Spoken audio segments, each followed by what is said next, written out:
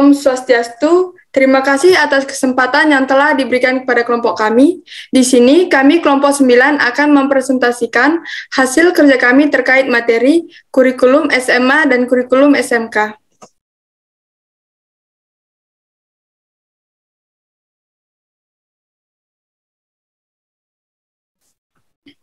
Sebelum mulai, izinkan kami memperkenalkan anggota kelompok kami. Untuk Resia, dipersilahkan. Perkenalkan, nama saya Resia Beruringo-ringo dengan NIM 2213011077 dari kelas 2A.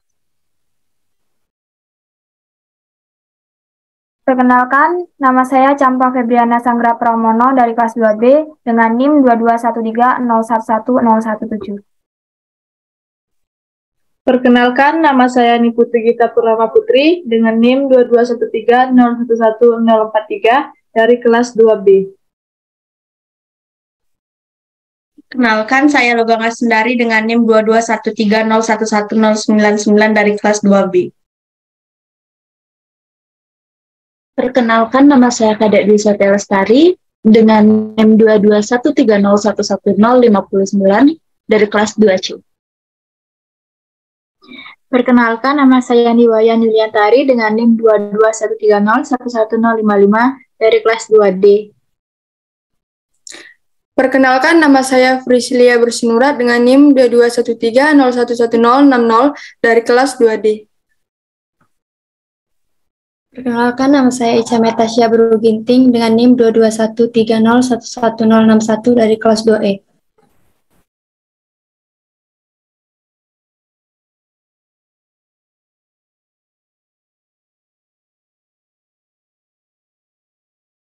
Di sini kami dari kelompok 9 akan menyampaikan topik yang akan kami bahas, yaitu yang pertama, pengertian telaah kurikulum SMA dan SMK. Yang kedua, pengertian kurikulum SMA dan SMK. Yang ketiga, struktur kurikulum SMA dan SMK 2013. Dan yang terakhir, pengertian kurikulum darurat dan kurikulum 2013. Slide selanjutnya.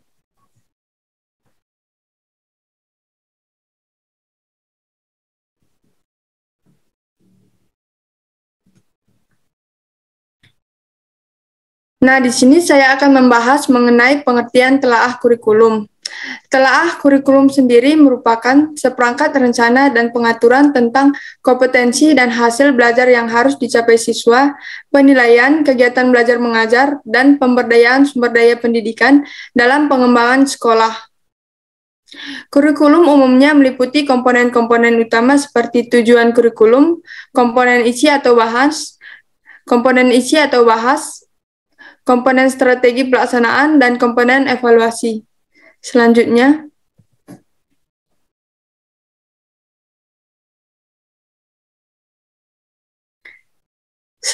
yaitu kurikulum.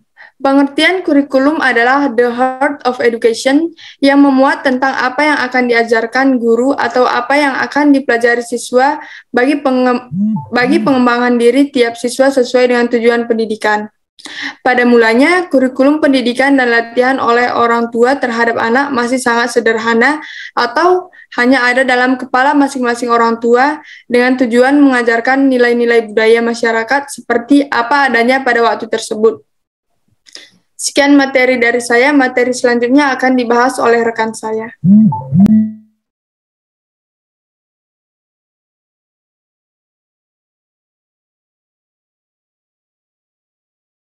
Baik, materi selanjutnya yaitu struktur kurikulum 2013. Struktur kurikulum menggambarkan konseptualisasi konten kurikulum dalam bentuk mata pelajaran, posisi konten atau mata pelajaran dalam kurikulum, distribusi konten atau mata pelajaran dalam semester atau tahun, beban belajar untuk mata pelajaran, dan beban belajar per minggu untuk setiap siswa. Struktur kurikulum adalah juga merupakan aplikasi konsep pengorganisasian konten dalam sistem belajar dan pengorganisasian beban belajar dalam sistem pembelajaran. Pengorganisasian konten dalam sistem belajar yang digunakan adalah sistem semester, sedangkan pengorganisasian beban belajar dalam sistem pembelajaran berdasarkan jam pelajaran per semester. Baik, materi selanjutnya akan dijelaskan oleh rekan saya.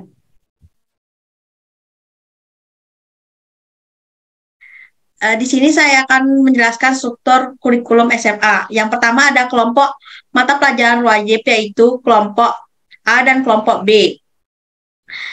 Adalah mata pelajaran yang memberikan orientasi kepada kompetensi lebih kepada aspek kognitif dan efektif. Sedangkan kelompok B adalah mata pelajaran yang lebih menekankan kepada aspek efektif dan psikomotor.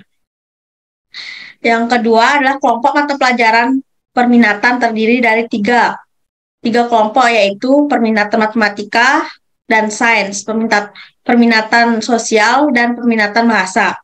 Yang ketiga, mata pelajaran pilihan lintas minat, yaitu mata pelajaran yang dapat diambil oleh peserta didik di luar kelompok mata pelajaran perminatan yang dipilih tetapi masih dalam kelompok peminatan lainnya. Misalnya, bagi peserta didik yang memilih kelompok peminatan bahasa dapat memilih mata pelajaran dari kelompok peminatan sosial atau kelompok peminatan matematika dan sains.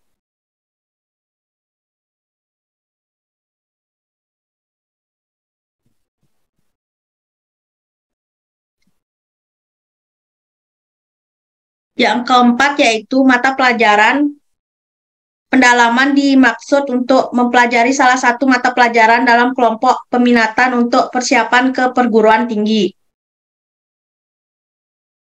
Yang kelima yaitu mata pelajaran pilihan lintas minat dan mata pelajaran pendalaman bersifat opsional dapat dipilih keduanya atau salah satu. Selanjutnya akan dijelaskan oleh rekan saya.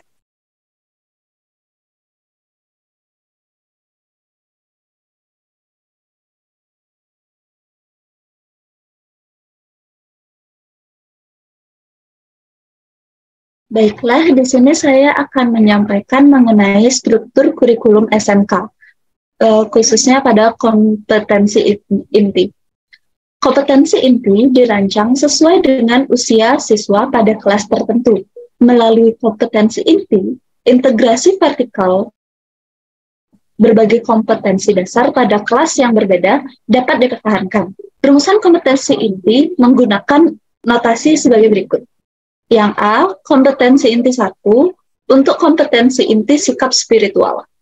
Lalu ada kompetensi inti 2 untuk kompetensi inti sikap sosial. Lalu ada kompetensi inti 3 untuk kompetensi inti pengetahuan. Dan yang terakhir, kompetensi inti 4 untuk kompetensi inti keterampilan. Selanjutnya akan dilanjutkan oleh rekan saya.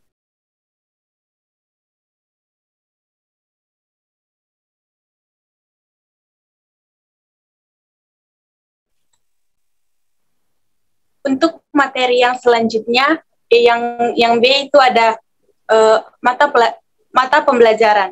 Kurikulum SMA, SMK atau MAK dirancang dengan pandangan bahwa SMA atau MAK dan SMA atau MAK pada dasarnya adalah pendidikan menengah.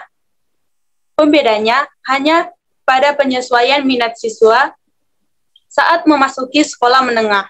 Oleh karena itu, struktur umum SMK dan MAK sama dengan struktur umum SMA atau MA, yaitu ada 3 kelompok mata pelajaran. Yang pertama kelompok A, B, dan C.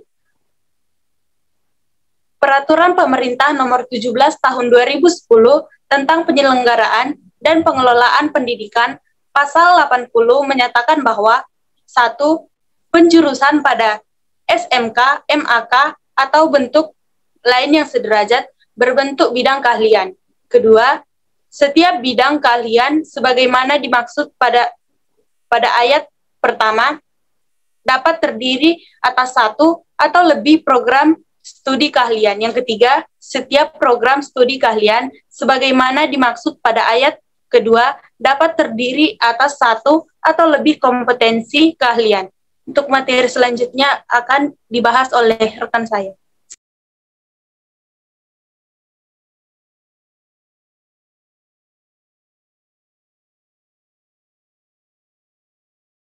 Saya akan melanjutkan pembahasannya. Untuk yang bagian C ini ada beban belajar. Beban belajar merupakan keseluruhan kegiatan yang harus diikuti oleh siswa dalam 1 minggu, 1 semester, dan 1 tahun pembelajaran. Yang A, beban belajar di sekolah menengah kejuruan atau madrasah aliyah kejuruan dinyatakan dalam jam pembelajaran per minggu. Beban belajar 1 minggu kelas 11 dan 12 adalah 48 jam pembelajaran. Durasi setiap 1 jam pembelajaran adalah 45 menit. B, beban belajar di kelas 10, 11, dan 12 dalam 1 semester paling sedikit 18 minggu dan paling banyak 20 minggu. Yang C, beban belajar di kelas 12 pada semester ganjil paling sedikit 18 minggu dan paling banyak 20 minggu. D, beban belajar di kelas 12 pada semester genap paling sedikit 14 minggu dan paling banyak 16 minggu. E, beban belajar dalam 1 tahun pembelajaran paling sedikit 36 minggu dan paling banyak 40 minggu. Untuk setiap satuan pendidikan boleh menambah jam pembelajaran per minggu sesuai pertimbangan kebutuhan belajar siswa dan atau kebutuhan akademik, sosial, budaya, dan faktor lainnya yang dianggap penting. Sekian pembahasan dari saya, selanjutnya akan dijelaskan oleh rekan saya.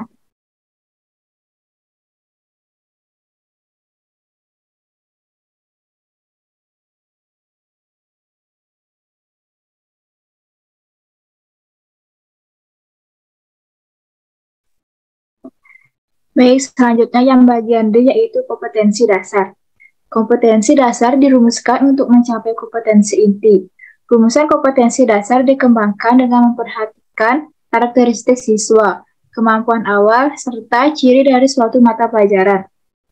Kompetensi dasar dibagi menjadi 4 kelompok sesuai dengan pengelompokan kompetensi inti. Sebagai berikut, yang pertama itu kelompok 1, yaitu kelompok kompetensi dasar sikap spiritual dalam rangka menjabarkan KI 1.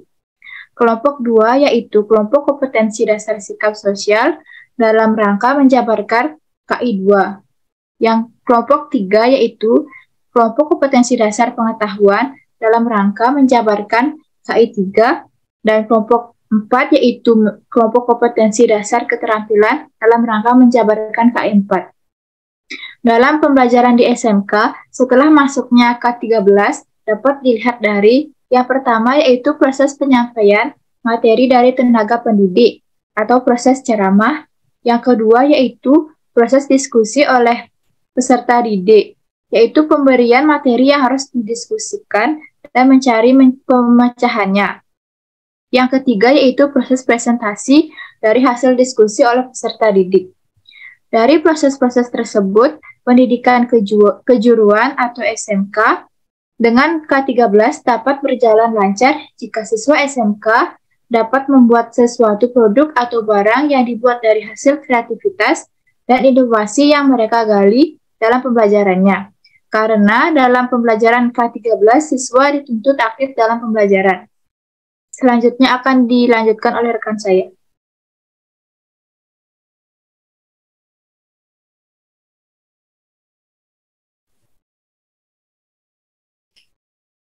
Baik, materi selanjutnya akan saya jelaskan. Next slide.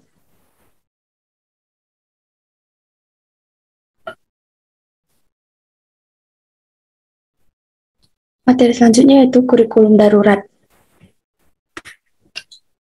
Pelaksanaan kurikulum pada situasi dan kondisi khusus atau darurat bertujuan untuk memberikan fleksibilitas bagi sekolah untuk menentukan kurikulum yang sesuai dengan kebutuhan siswa. Pelaksanaan kurikulum tersebut dikenal dengan kurikulum darurat. Jadi, kurikulum darurat bukanlah suatu kurikulum baru, melainkan sekolah diberi beberapa pilihan untuk melaksanakan kurikulum. Di antaranya, 1. Tetap melaksanakan kurikulum yang sudah ada, yaitu kurikulum 2013. Kedua, menggunakan kurikulum darurat. Atau ketiga, menyederhanakan kurikulum secara mandiri. Sekian penjelasan dari saya kembalikan kepada moderator.